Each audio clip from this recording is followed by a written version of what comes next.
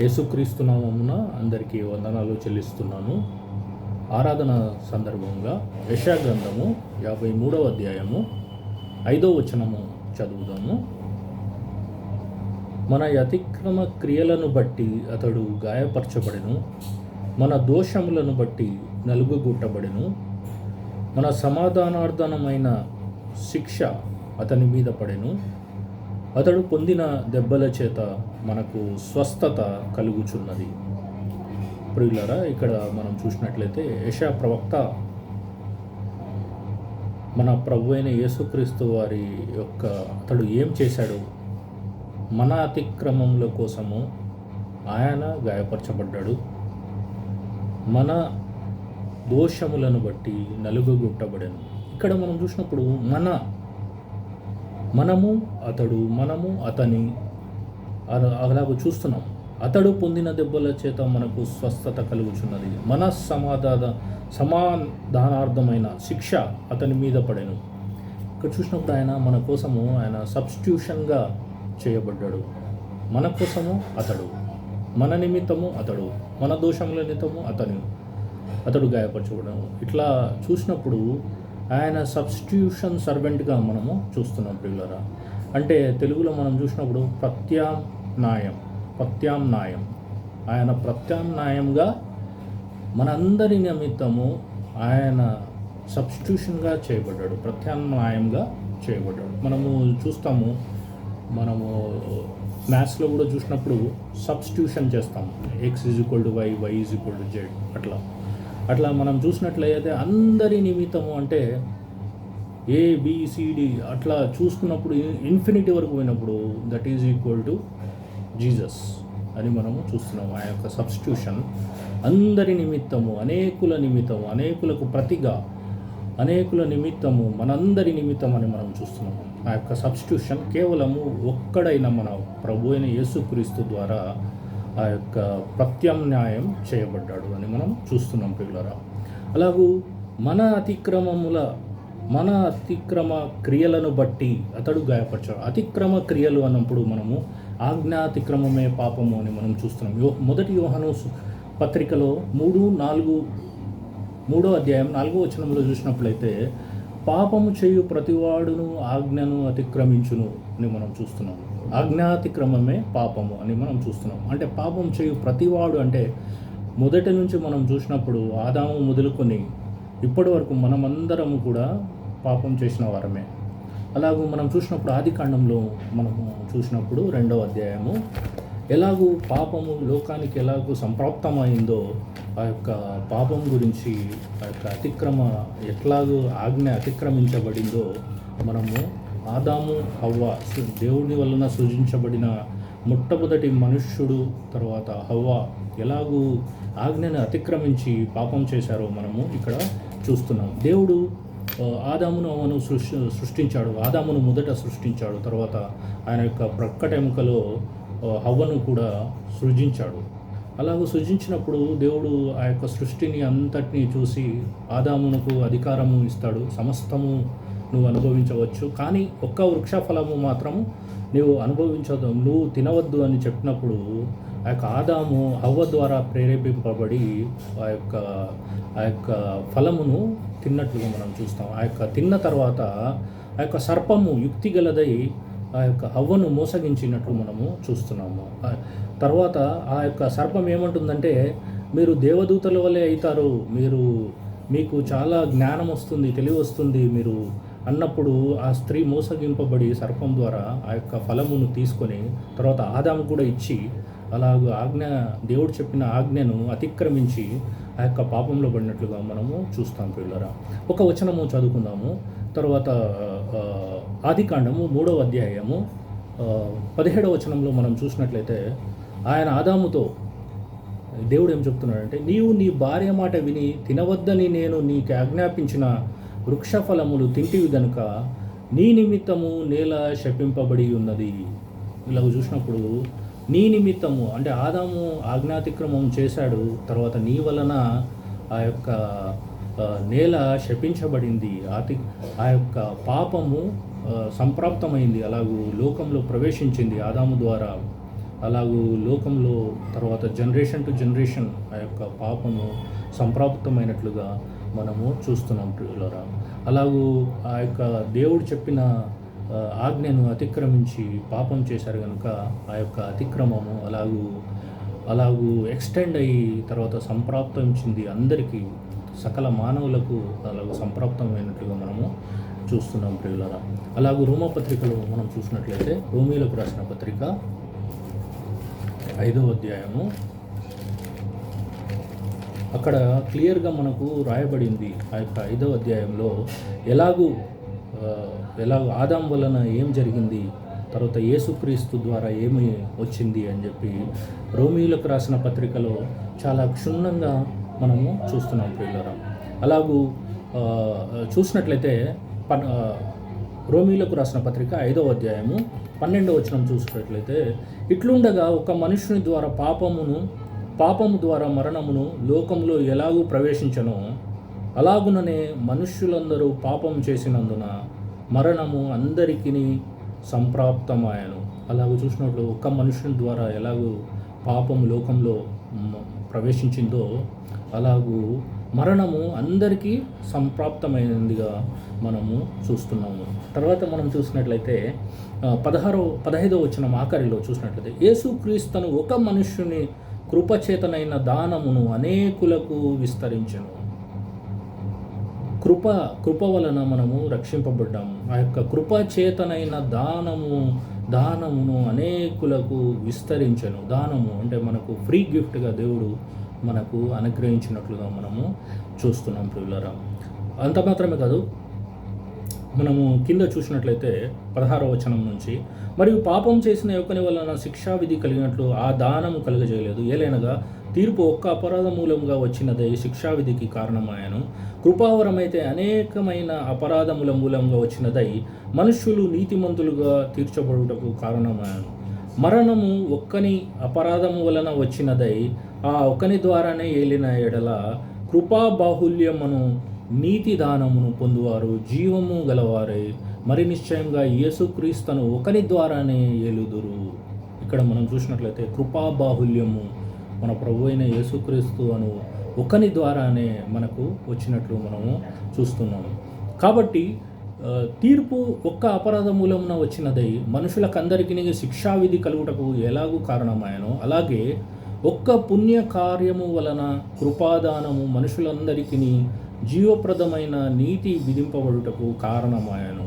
ఎలైనగా ఒక మనుష్యుని అవిధేయత వలన అనేకులు పాపులుగా ఎలాగూ చేయబడిరో అలాగే ఒకని విధేయత వలన అనేకులు నీతిమంతులుగా చేయబడుదురు. మరియు ఇలాగ మనం చూసినట్లయితే ఒకని అవిధేయత వలన అంటే ఆదాము యొక్క అవిధేయత వలన ఎలాగూ మనము పాపులుగా ఎలాగూ చేయబడ్డామో అలాగే ఒకని విధేయత వలన అంటే మన ప్రభు అయిన యేసుక్రీస్తు వారి యొక్క విధేయత వలన మనం అందరము నీతిమంతులుగా చేయబడుతున్నాము. ఒకడు అంటే ఆదాము చేసిన దానివల్ల ఎలాగూ సంప్రాప్తమైందో అలాగూ ఒకని యేసుక్రీస్తు అని ఒక పుణ్యపురుషుని వలన మనము ఏమయ్యామంటే మనము అనేకులు నీతిమంతులుగా తీర్చబడ్డాము. అంటే he is the substitution for many అని మనం చూస్తున్నాం. అనేకులు మనమందరము ఇక్కడ మన అంటే మనం చూసినప్పుడు ప్లూరల్ అలాగూ మనం అంటే అందరము అని మనము చూస్తున్నాం ప్రియులారా. అలాగే కొరింథీయులకు రాసిన పత్రికలో ఇలాగూ రిపిటేటివ్గా రాయబడింది. మొదటి కొరింథీ రాసిన పత్రిక 15వ అధ్యాయము 22వ వచనంలో మనం చూసినట్లయితే, ఆదామునందు అందరూ ఎలాగూ మృతిని పొందుచున్నారో అలాగుననే క్రీస్తునందు అందరూ బ్రతికింపబడుదురు. ప్రతివాడు తన వరుసలోనే బ్రతికింపబడును. ప్రథమ ఫలము క్రీస్తు, తర్వాత క్రీస్తు వచ్చినప్పుడు ఆయన వారు బ్రతికింపబడుదురు. ఇలాగ చూసినప్పుడు ఆదాము వలన ఎలాగో మృతి పొందారో తర్వాత కడపటి ఆదామైన మన ప్రభు అయిన యేసుక్రీస్తు ద్వారా మనమందరము జీవంలోనికి నీతిమంతులుగా తీర్చబడి బ్రతికింపబడును అని మనము చూస్తున్నాం ప్రియులారా. అలాగూ మన ప్రభువు మనందరి దోషములు ఆయన మీద భరించినట్లుగా మనం చూస్తున్నాం. మన అతిక్రమములను బట్టి అతడు గాయపరచబడెను. మన అతిక్రమములు, మనము చేసిన పాపాలు బట్టి మనము అతడు గాయపరచబడినట్టుగా మనం చూస్తాం. అలాగూ చూసినట్లయితే మన దోషముల గురించి మన ప్రభువు, మన అతిక్రమం గురించి మన ప్రభువు ఏం చేశాడు మన నిమిత్తమే అని చూసినప్పుడు కీర్తనల గ్రంథము మనము చూసినట్లయితే కీర్తనలు 103వ కీర్తన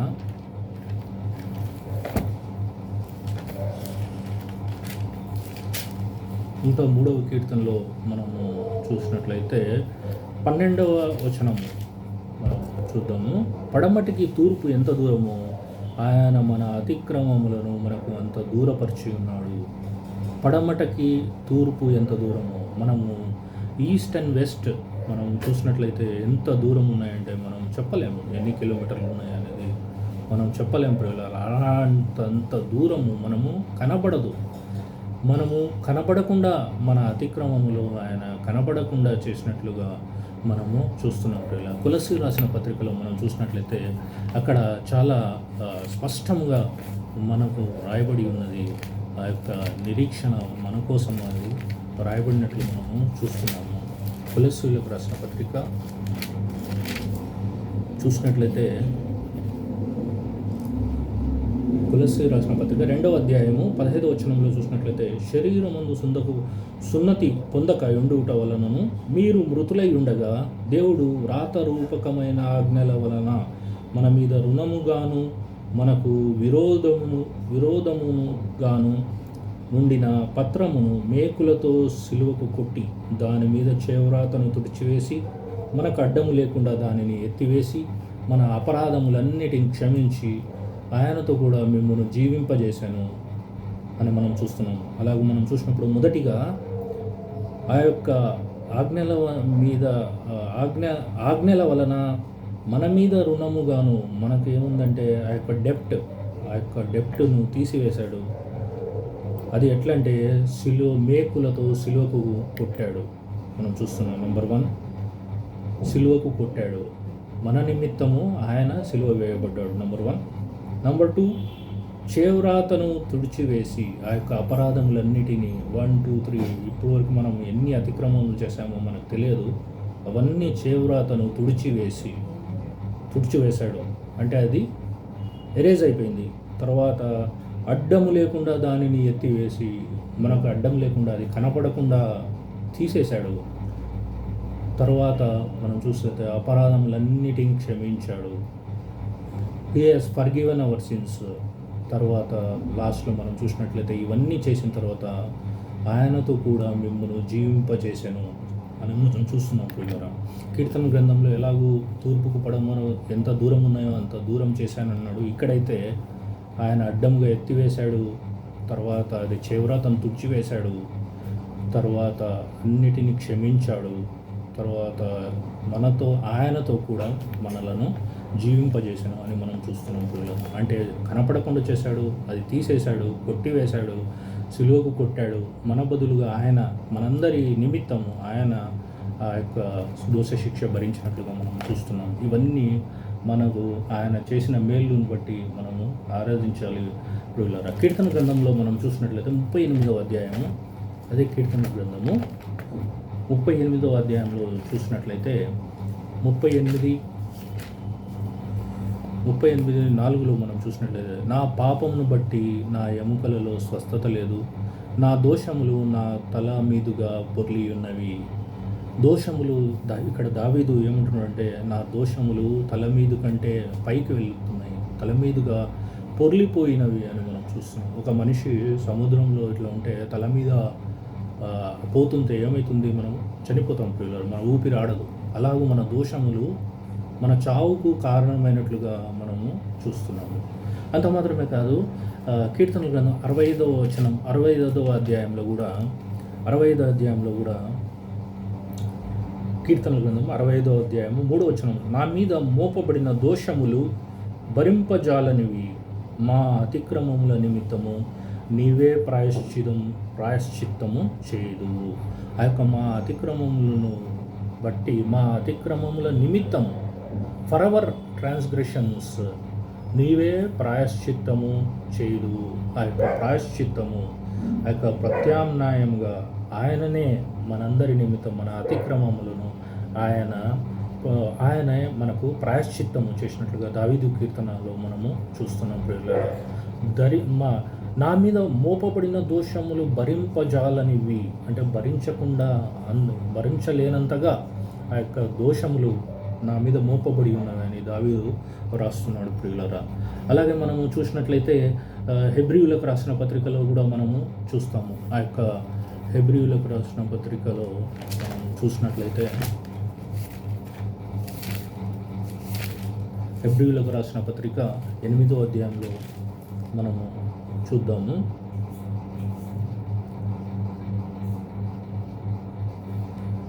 హెబ్రీయులకు రాసిన పత్రిక 8వ అధ్యాయం 12వ వచనంలో, నేను వారి దోషముల విషయమై దయగలిగి వారి పాపములను ఇకను ఎన్నడూను జ్ఞాపకం చేసుకున్నానని ప్రభు సెలవిచ్చుచున్నాడు. మన యొక్క దోషముల విషయమై దయగలిగి ఆయన యొక్క దయ చూపించాడు. ఎట్లనగా ఆయన వారి పాపములను ఇకను, అంటే మన పాపంలో ఇకను ఎన్నడూను జ్ఞాపకం చేసుకున్నాను అని మనకు వాగ్దానం ఇస్తున్నాడు అని మన ప్రభువు చెప్తున్నాడు. ప్రియులారా, ఇలా ఎంత గొప్ప ప్రభువు మనకు ఉన్నాడో మనము చూస్తున్నాం. ప్రియులారా, తర్వాత 2వ లైన్లో చూసినప్పుడైతే, మన అతిక్రమములను బట్టి అతడు గాయపరచబడును. మన అతిక్రమములను బట్టి అతడు గాయపరచబడెను. మన దోషముల బట్టి అతడు నలుగొట్టబడెను. మన దోషములను బట్టి ఆయన నలుగొట్టబడిన వాడుగా మనము చూస్తున్నాం. నలుగొట్టాలంటే క్రష్డ్. మనం గోధుమ చూసినప్పుడు అది నలుగొట్టి ఉన్నప్పుడు పిండిగా మారుతుంది. అలాగూ మన ప్రభు ఆయన నలుగొట్టబడిన వాడుగా మనము చూస్తున్నాము. ఆయన గోధుమ గింజ ఎలాగూ క్రష్ చేయబడిందో మన ప్రభు కూడా ఆయన మన కోసము శ్రమలు అనుభవించినట్లుగా మనం చూస్తున్నాము. కీర్తన గ్రంథంలో మనం చూసినట్లయితే 22వ అధ్యాయంలో ఒక మాట జ్ఞాపకం చేసుకున్నాము. కీర్తనల గ్రంథము 22వ అధ్యాయము చూసినట్లయితే, నేను నీళ్ల వలె పారబోయబడి ఉన్నాను, నా ఎముకలన్నీ స్థానము తప్పి ఉన్నవి. ఇక్కడ చూసినట్లయితే నా ఎముకలు అన్నీ స్థానము తప్పినవి అని మనము చూస్తున్నాం. ప్రియులారా, అంత మాత్రమే కాదు, మనము ఇక్కడ చూసినప్పుడు 14వ వచనంలో కూడా నా ఎముకలన్నీ స్థానం తప్పినవి అని మనము చూస్తున్నాము. అంత మాత్రమే కాదు, మనము 16, 17లో కూడా మనం చూసినట్లయితే, వారు నా చేతులను నా పాదములను పొడిచి ఉన్నారు, నా ఎముకలన్నీ నేను లెక్కింపగలను. అలాగూ నలుగొట్టబడ్డాడు మన ప్రభు అయిన యేసుక్రీస్తు వారు. నా ఎముకలన్నీ స్థానము తప్పెను అని మనం చూస్తున్నాము. అంత మాత్రమే కాదు, నా ఎముకలన్నీ నేను లెక్కింపగలను అని అంతగా మన ప్రభు నలగొట్టబడిన వాడుగా మనము చూస్తున్నాం. ప్రియులరా, మన యొక్క దోషములను బట్టి అతడు నలగొట్టబడిన వాడుగా మనము చూస్తున్నాము. ఇంత మన ప్రభు చేసిన మేలు మనము జ్ఞాపకం చేసుకున్న బద్దులమై ఉన్నాం. ప్రియులరా, అలాగే మనం చూసినట్లయితే మత్తయి సువార్తలో మనము చూసినట్లయితే మత్తయి సువార్త 20వ అధ్యాయం 28వ వచనంలో మనము ఒకసారి చూద్దాము. 20వ అధ్యాయము 28వ వచనము, అలాగే మనుష్య కుమారుడు పరిచారము చేయించుకొనుటకు రాలేదు కానీ పరిచారం చేయుటకును అనేకులకు ప్రతిగా విమోచన ప్రయదనముగా తన ప్రాణమునిచ్చుటకు వచ్చినని చెప్పాను. అలాగూ అనేకుల నిమిత్తము మనుష్య కుమారుడు పరిచారం చేయించుకున్నట్టుకు రాలేదు కానీ ఆయన పరిచర్య చేయుటకు, అంత మాత్రమే కాదు, అందరికీ అనేకులకు ప్రతిగా విమోచన క్రయదముగా తన ప్రాణమునిచ్చుటకు వచ్చినని చెప్పాను. మనము చూస్తున్నాం. మొదటి తిమోతి రాసిన పత్రిక